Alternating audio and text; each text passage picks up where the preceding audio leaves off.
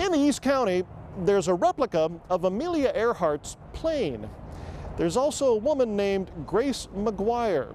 It is Grace's dream to finish the flight that took Earhart's life.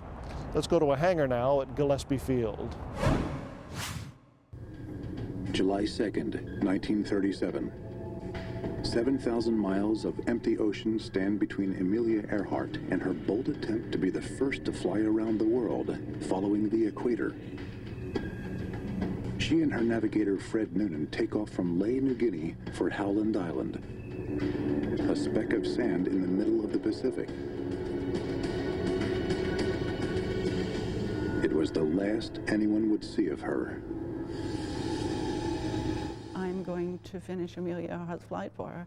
I'm an aviator, I love to fly. I'm a pilot, and I taught flying.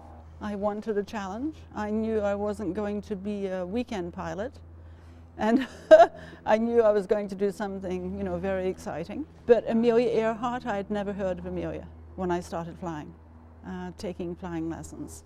I think it was after my third flying lesson, one of the old timers at the airport came over and said, you look like Amelia. And I said, Amelia who? I'd never heard of her. And I didn't want to be compared, with Amelia. I wanted to do my own thing. And how could you compete with Amelia Earhart? My gosh, she was incredible, fearless, totally fearless. And she did all the things I had dreamed of doing, She took it all, She flew the Atlantic solo, 3/4 of the way around the world. She had a long list of record-breaking flights. She had a great life. We're trying to organize an expedition right now. We're planning an expedition back to the South Pacific to see if I can locate what I found in 1986. I couldn't bring it back. It was too large, and I'm almost positive it's a piece of Amelia's aircraft. I managed to bring back a couple of bits, a couple of small pieces, but I'd like to go back and see if I can find it. And I just wanted the world to know that Amelia had the wrong coordinates, and that's why she didn't make it.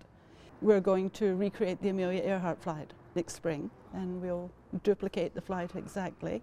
And I thought it would be a nice tribute to Amelia and to navigator Fred Noonan.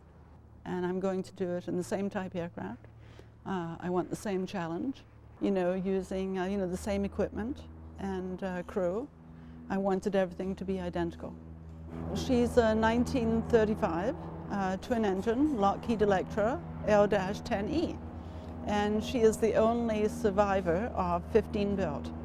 Amelia Earhart had one, and I have the last one. I just love vintage planes. The moment I saw her, I just knew I had to have her. I love everything about her. Just a beautiful aircraft. My engine is a Pratt & Whitney 1340, probably one of the best radial engines ever built.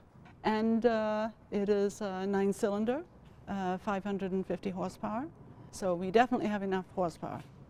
And but Amelia loved the Electra, and she knew that she, would be able to fly the Pacific part because she could carry lots of fuel, extra fuel in this plane. These are my auxiliary tanks. The plane was designed to carry 3 tanks in each wing root. And Amelia's windows were covered. The first 4 were covered because the fuel filler wells were installed in the first few window frames. That's why the windows are covered.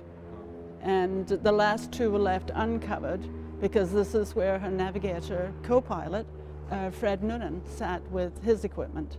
And he shot the stars. It was all celestial navigation, and he shot the stars through the side windows. Incredible.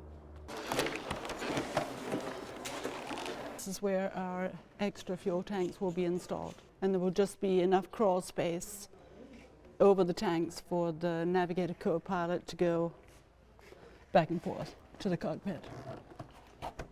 We'll just put this back in place so we don't damage anything. A miracle that I managed to hold on to my plane, Muriel. So she's a very special old girl. I didn't want anything else. It was the only thing I wanted. Beautiful. I've got 3 99s here today. It's the International Organization of Women Pilots. I'm a 99. Amelia was our first 99 president. And I think there are only a little over 6,000 lady pilots in the whole world today. There were only a few hundred in 1929 when the group was formed. And Gillespie Field is Brigadoon to me. I mean, it's a whole different world. It's wonderful. It's very secure. It's the best little airport on the planet, I think. And I'm very happy to be here. Grace tells us she plans to take flight next spring. For CTN.org, I'm Michael Russo.